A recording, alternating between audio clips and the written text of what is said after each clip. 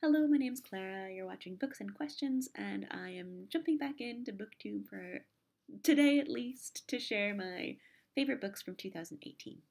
I'm going to share 4 works of fiction that were new to me, 4 works of fiction that were rereads, and then 4 works of nonfiction.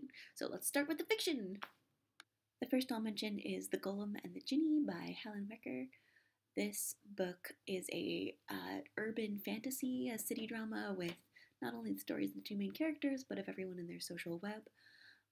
It is very beautifully written and sort of pulled on my heart in a way that reminded me of Neil Gaiman's The Ocean at the End of the Lane, if you know that one. The second book I'm mentioning is a YA Afrofuturism. It's Binti Home. It's the second book in the series of Binti by Nnedi Okorafor.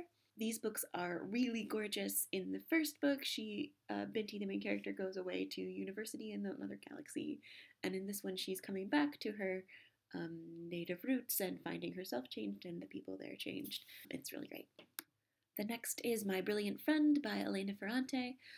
This is a book that most people have probably heard of on BookTube by this point. It's very popular and it's just made into an HBO series. I really enjoyed the first book, but it's very intense, so I have not jumped on to the rest of the series as of yet, but I'm looking forward to reading them soon. And the last work of new fiction for me was Little Fires Everywhere by Celeste. I loved this book. It, like The Golem and the Jinni, is a bit of a story of a place as well as the main characters.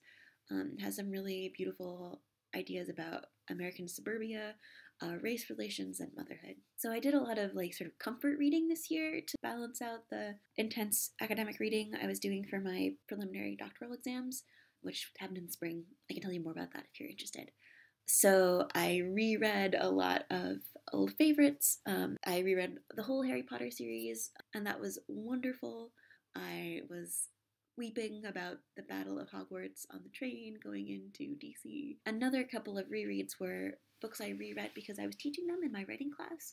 I reread A Wrinkle in Time by Madeline and Rebecca Stead's When You Reach Me, which are When You Reach Me is sort of written as a companion novel to Wrinkle in Time. So I really like reading those together.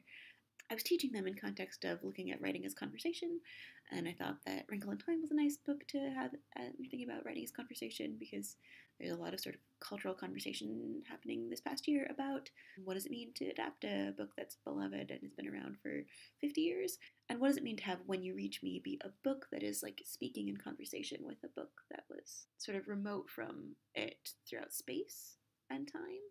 There's something lovely about that. I felt like the themes of the book went really nicely along with what I was talking about in the class. If you'd like to hear more about that class, it was my first time teaching and I had a great time, but there's lots to say, so I want to keep going. The other books that I reread were the Thief books. These are some of my favorites of all times. Megan Whalen Turner's books, The Thief, The Queen of Atolia, The King of Atolia, A Conspiracy of Kings, and Thick as Thieves, and soon to be the last and 6th book in the series. They are books that I have reread I don't even know how many times, but they're very comforting. They have a lot of great twists in them. Each book has twists or surprises, but there's hints sort of woven in throughout the book, so they really reward the rereader. If you've read them and haven't reread them, I suggest giving that another shot. If you haven't read them, you are really in for a treat. They're pretty special to me. So, on to nonfiction. So the first 2 books I'm going to mention are both by Brene Brown. You have probably heard of her by this time. I know she's not unpopular on BookTube. She is a researcher of shame and vulnerability. So the first 2 books, the books I read this year of hers were Daring Greatly and Rising Strong. And I have found her book very convicting and beautiful and makes me want to change the way I live and think about myself and the people I relate to. Definitely recommend. I don't talk about my faith very much on this channel. I don't necessarily read a lot of books that have to do with Christian life because they can end up being sort of cheesy or out of touch with reality. One book I read this year that was just lovely was Tish Warren's The Liturgy of the Ordinary, which is looking at everyday activities like brushing your teeth or waiting in traffic and putting them in connection with aspects of the church year or the church liturgy, and it is just gorgeously written, so I really enjoyed that this year. And the last book I'm going to mention is Dan and Chip Heath's Switch, How to Change When Change is Hard. I know these authors from their book. They're two brothers who've written together quite a bit. They wrote a book, Made to Stick, which is really lovely.